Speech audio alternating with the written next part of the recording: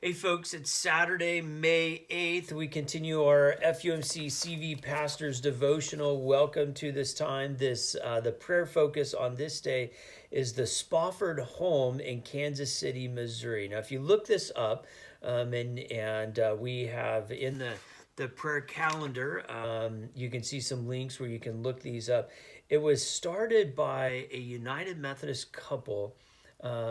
A woman who donated in honor of her late husband. She donated their mansion to become an orphanage, and the original name was the Spofford Receiving Home, and which is a sort of way that they talked about orphanages in those days.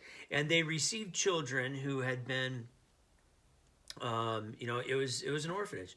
Children who had been abandoned, children who came from difficult circumstances and needed a place. And for many decades, it was functioned just that way as an orphanage. And all through the years had ties to Methodism and United Methodism, and has been a program, has been supported by United Methodist. Now, over the last couple of decades, the idea of an orphanage or residential living for children has sort of fallen out of favor. And the encouragement now is to get kids into either reconnected with their family, with other families, or in foster care. So not living in a residential facility, but living in individual family homes. And the belief is that helps them to be settled more, and that helps in their growth and maturation. And so the Spofford home today still does some residential stuff for really kind of emotionally troubled teens, but a lot of the work that they do are training, resourcing, recruiting, assisting in the whole kind of like foster care system. So again, working with kids in a different way than originally imagined, but working with these young people who too often are left out and forgotten. And that makes me think of a passage. We're going to stay in the Gospel of Matthew. We were in the Gospel of Matthew yesterday. We're staying there. Open in the Gospel of Matthew, chapter 18. Gospel of Matthew, chapter 18. As you're going there, just a little bit of background about Matthew. Matthew is written, the audience of Matthew is sort of the villages up and around the Sea of Galilee. And it was an interesting place because of the trade routes and how sort of the world came together. It was around that place that you had both Jews and Gentiles living, and you had Jewish Christian and Gentile Christian. So really 4 different cultures of people almost. Jewish Christians, Gentile Christians, Gentiles, and Jews. And so there was quite a bit of argument about who was faithful and unfaithful and how you should live. But they were kind of small villages where everyone knew everyone. And so as you read the Gospel of Matthew, what you'll see is there's a lot about ways in which we take care of one another, ways in which we take care of those who may be different than us or strangers to us, but there's a lot of caretaking that happens, in ways that we treat other people. So that's a sort of a core in the Gospel of Matthew. So Gospel of Matthew, chapter 18, verse 10. It's a parable of the lost sheep.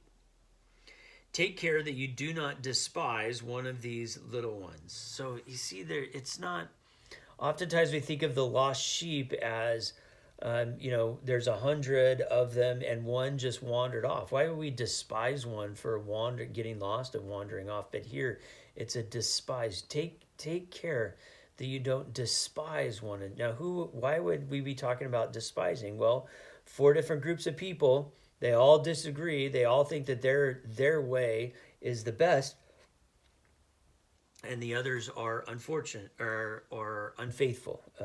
So take care that you do not despise one of these little ones. For I tell you, in heaven, their angels continually see the face of my Father in heaven. What do you think? If a shepherd has 100 sheep and one of them has gone astray, does he not leave the 99 on the mountains and go in search of the one that went astray? And if he finds it, truly I tell you, he rejoices over it more than over the 99 that never went astray. So it is not the will of your Father in heaven. So it is not the will of your Father in heaven that one of these little ones should be lost. So this parable reminds us to care for those who are outside of our group. And this is why I think of that, because children, orphans who have been already forgotten by their families for whatever reason,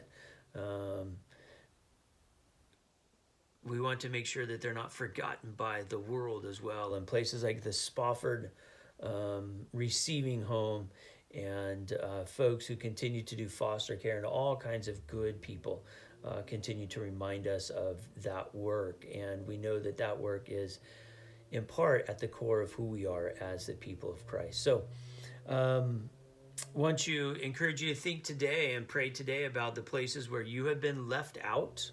And I want you to encourage you to think and pray about the people around you. Open your eyes and consider who around you in your school, in your place of work, in your place of play, who's being left out that you might be able to rescue and bring back into the fold. God bless. Have a great day.